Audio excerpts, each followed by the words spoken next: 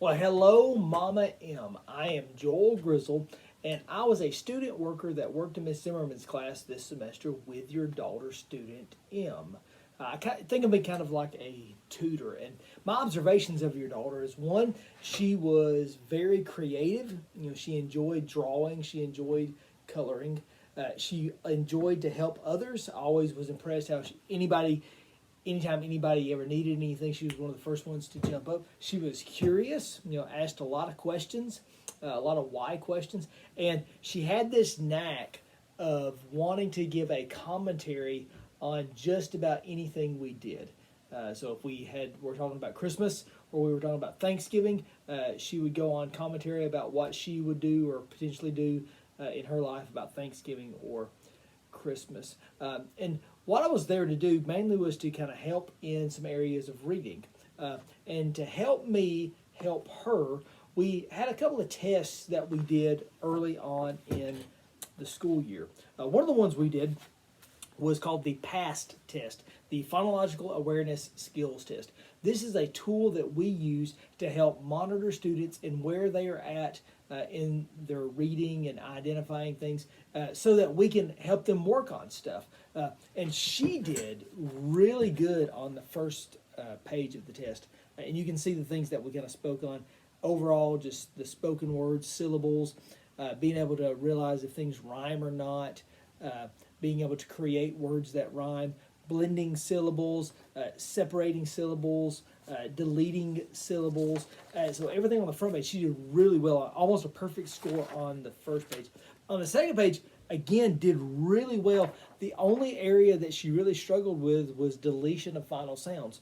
For example, I said the word train without the final sound. And she should have said tray, but she didn't quite get it. And there was a few more that she missed. So one of the areas that this allowed us to know we needed to work on was the deletion of final sounds. So another test we did was the primary spelling inventory. And notice what we did here is we took 11 words, and I said the 11 words as clearly as I could, and they were supposed to write the words down. You see, we only did 11, and notice her penmanship was really good on this. I always enjoyed watching her write at times. And after I said the word, and she would write the word down, I took this, and I used this worksheet to kind of just see where she was at on recognitions of certain things. Was she able to recognize the beginning sound, the end sound, the short vowels or the long vowels? And then did she even spell the words correctly? So of the 11 words, she only spelled 6 correctly, but that's okay. As far as hitting all these little features, she 25 out of 29 features did really good job. Overall, she had 31 out of 40 things that we were looking for, which gave her about the grade of a 70. Now, this test, just like the first one, kind of recognized that maybe we needed to work on the deletion of final sounds. This one was whether or not she could really recognize vowel sounds in words. So what I did is I created 4 activities to work on those things. 2 for the vowels and then 2 for the deletion of final sounds. And we did that after, probably started about mid-October, somewhere there, maybe it was November, we started to work on this. One of the first ones we did is I took in some animal cards. And I would show her the animal cards and to see if she would be able to recognize the word and then pick out the vowel sound in the word. Now, this was a crazy day. It was actually career day at the school, so there was a lot of extracurriculars, a lot of noise, and she did have a rough time focusing. So what we ended up doing is I got a book called Over the Hill and Through the Woods, and we read that book together. And as we were going through the books, if I saw a very good single syllable word that had a long or a short vowel sound, I would stop and say, hey, what is the vowel sound in that word, and see if she could recognize it. And she did a really good job going through and just reading that book with me and recognizing the vowel sounds. And that was not necessarily what we were supposed to do, but that's what we did that day because of the career day. Another activity that we were going to do was just show a picture, see if she could say the word of the picture, and then pick out the vowel sounds. And she did well on that too. Another one was I would show up a picture, like a big picture of like a color me, and then to see if she could take out the end sound and say the word without that. A good example, I'm going to pick on the word cat. Like, say cat without the final sound.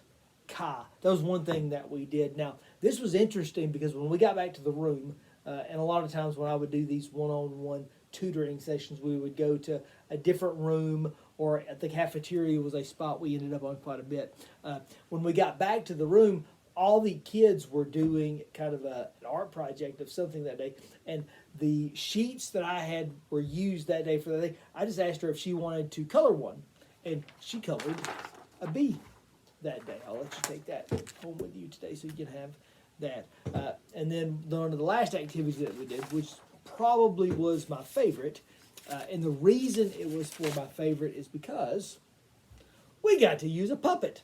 And this is my puppet. I named him Simon. And we actually did a Simon Says puppet activity. But the Simon Says was actually to delete the final sounds. And I kind of used this as a, not so much a final exam, but just a way to really gauge what she did. And I went back to the past test that we did back in October. And I used the exact same words for my Simon Says. Like, say, Rose, without the final sound, row. And she nailed these words. I think she didn't miss any of it. I think it was all first try. So I was so happy that she came from only getting 2 right back on October 26th to getting all of them right on the very last day of that activity. So again, thank you for allowing me to work with your daughter this semester. Now, I don't want her to fall back any. So I've created a couple of activities that you can do at home, and I tried to keep it simple and not have a lot of things that you had to kind of carry back and forth. But one is the short vowel sorting game. The short vowel sorting game, where you can take these words. I've created and cut out just 30 words, all having different kind of short sounds, and you can strew them out on a table and then just have her go through and create piles of words that rhyme together. So like here's like bat, hat, twig, pig, hog, jog, bog, cog, log, fat and hat, and all those kind of things. And you can just have her create different piles for words that have the same vowel sound. That'll just help reinforce recognition of the vowel sounds. And I'm going to put all of these in this envelope for you.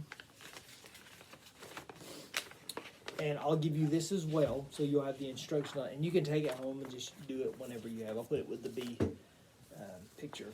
Another thing that I came up you could do is short vowel word hunt. A short vowel word hunt. And this is just where you choose a vowel sound of a word and have her go around the house. And I'm going to give you a notebook too. And then just, she can open up the notebook and just write down every word that she finds without vowel sounds. And then maybe you can review. A cool thing to do is kind of combo this. Just pick a word out of your bag, and this is the word bat, and the short A sound, and just say, okay, student M, go and write down as many words as you can find with the short A sound, the bat sound, the ah. But that's all on here. And then just have it write down, and then maybe you review it later. So those are 2 activities that you can do at home with student M to keep reinforcing deletion of final sounds and recognition of short or long vowel sounds as we go. But thank you for coming in. Thank you for allowing me to work with student M this semester. Do you have any questions? No? Thank you very much.